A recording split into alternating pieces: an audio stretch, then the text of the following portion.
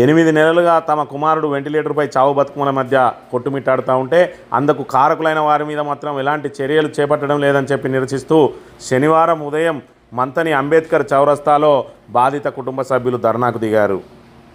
Manthani power house కాలనీలో నివాసం ఉండే ఓంగాడు దేవేందర్ కుమారుడు రాజ్కుమార్కు మార్కెట్లో పనిచేసే హమాలీలతో ఘర్షణ జరిగింది. ఈ ఘర్షణ కారణంగా కాంగ్రెస్ నాయకుల ఆదేశాలతో తన కొడుకును మంతని పోలీసులు విపరీతంగా కొట్టడం మూలంగా మనస్తాపం చెంది ఉరివేసుకొని ఆత్మహత్య యత్నానికి పాల్పడ్డాడని వారు ఆరోపించారు. ప్రస్తుతం తమ కొడుకు వెంటిలేటర్పై చావు బతుకుల మధ్య కొట్టుమిట్టాడుతుంటే అందుకు కారకులైన వారిని కఠినంగా శిక్షించి తమకు న్యాయం చేయాలని ఓంగాడు దేవేందర్ కుటుంబ సభ్యులు వెంటిలేటర్పై ఉన్న తన కొడుకు రాజ్కుమార్ను అంబులెన్స్లో తీసుకువచ్చి మంతని అంబేద్కర్ చౌరస్తాలో ధర్నాకు దిగారు.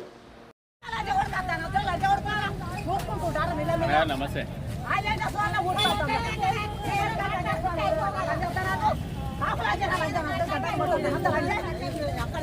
దాని కడుపు అనుకోయేదాన్ని కడుపు కాలే కూడా నా కొడుకు ఎంగేజ్మెంట్ పోయేస్తాడు సార్.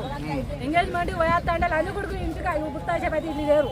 ఇల్లు చేరేటోళ్ళకి పిలిచిర్రు. పిలిచిన వాళ్ళు పోలే నేను మంటగా నేను పిలిచిర్రట.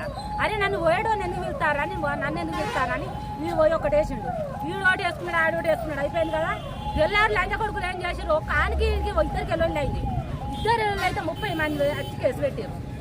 విషయం తెలిసిన మంతని సిఐ రాజు బాధితుల వద్దకు వచ్చి మాట్లాడి సమస్యను పరిష్కరిస్తామని చెప్పగా 8 నెలలుగా వేచి చూస్తున్నామని ఇంకెప్పుడు పరిష్కరిస్తారని బాధితులు సిఐ రాజును నిలదీశారు.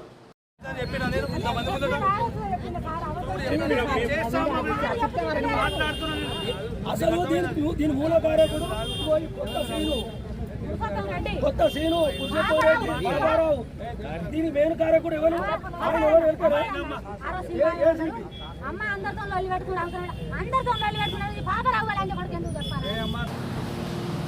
రాజ్కుమార్ తల్లి కాంగ్రెస్ నాయకులు పాపారావు, పురుషోత్తం రెడ్డి, కొత్త శ్రీనివాస్ చిన్నాల కారణంగానే తమ కొడుకుకు ఈ గతి పట్టిందని వారు రోధిస్తుండడంతో కాంగ్రెస్ మండల పార్టీ అధ్యక్షుడు ఐల్ ప్రసాద్ వచ్చి బాధితులను సముదాయించే ప్రయత్నం చేశాడు.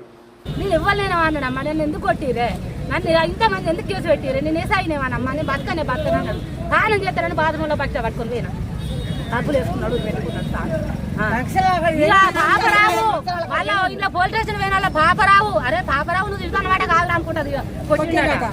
పురుషోత్తం రెడ్డి అది కాంగ్రెస్ వాళ్ళు టీఆర్ఎస్ ఎప్పటికీ మార్కెట్ చెప్తాను.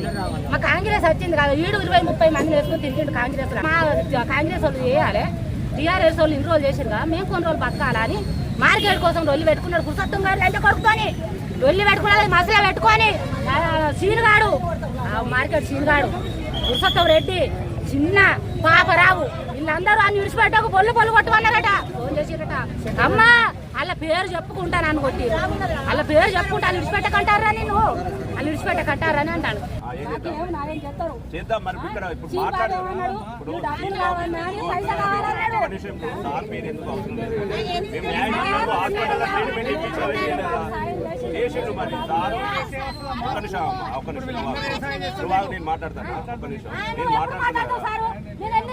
తమ కొడుకుకు ఈ గతి పట్టించిన కాంగ్రెస్ నాయకులతో పాటు కారకులైన వారిని కఠినంగా శిక్షించాలనే డిమాండ్ తోటి వారు ధర్నా విరమించకపోవడంతో సిఐ రాజు మీరు కోరుకున్న విధంగా న్యాయం చేస్తామని హామీ ఇచ్చి ధర్నాను విరమించి పోలీస్ స్టేషన్కు చర్చలకు తీసుకెళ్లారు.